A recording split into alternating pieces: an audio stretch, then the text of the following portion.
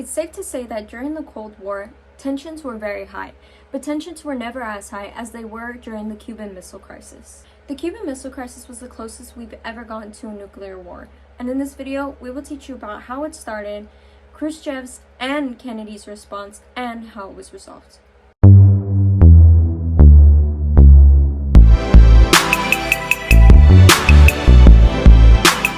Hello, my name is Teresa And I'm Marla Lira. Today I'm going to be talking about the Cuban Missile Crisis. So the Cuban Missile Crisis was the U.S.'s attempt to overthrow the regime of Fidel Castro in Cuba with the Bay of Pigs invasion. When the Bay of Pigs invasion failed, the Kennedy administration started planning Operation Mongoose, which was basically to help Cuba get rid of the communist regime. So while this was also happening, Soviet Nikita Khrushchev met up with Fidel Castro in a secret agreement to place all Soviet nuclear missiles in Cuba to deter any invasion attempt. As late summer started, Kennedy actually found out about these missiles through their intelligence of surveillance, which Soviet Union and Cuba didn't know, and he didn't wish for them to know. So on September 2nd of 1962, Kennedy issued a public warning about the Soviet threats in Cuba. On October 16, 1962, a U-2 spy plane spotted nuclear missile bases in Cuba. After meeting with his advisors, Kennedy found out that the Soviet Union, under control by Nikita Khrushchev, planned on building 40 nuclear missile launchers on 3 Cuban bases. This posed a huge threat to the U.S.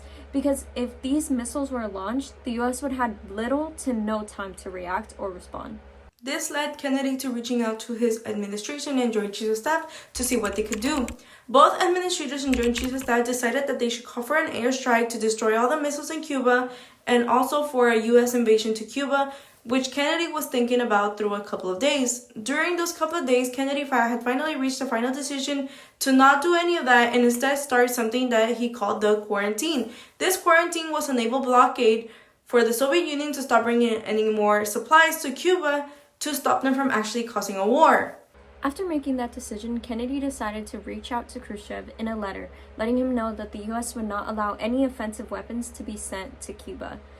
He also demanded that any missiles that are under construction or completed be stopped and returned back to the USSR.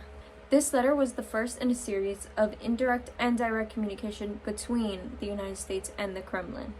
The U.S. from then on blocked any naval and air force from coming into Cuba, and Khrushchev retaliated by saying, "Borders on international waters and international airspace is an act of aggression and could therefore be led to starting a nuclear bomb war."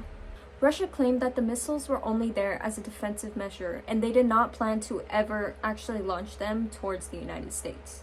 However, on October 27, 1961, a U.S. biplane was shot down by Soviet missiles. Later on, a Soviet submarine was hit by a small-depth submarine charge as a warning from the U.S. Navy to come to the surface. However, since they were so far below the ocean, they thought that it was the beginning of a warfare. Because of this, the people inside the submarine decided that they should prepare a nuclear missile. In order to launch this torpedo, there had to be a unanimous vote. There were 3 captains on that submarine. 2 of those captains voted that yes, they should launch nuclear torpedo, but one of them, which was the major in charge, decided no, so there was no torpedo launched. Although this saved the world, the U.S. still had to go on DEFCON 2, which is basically the prepping for a nuclear war. Because of high tensions from the threat of a nuclear war, Robert Kennedy and Soviet Union Ambassador Anatoly Dobrynin met up to discuss a proposal that they came to after a long and intense negotiation.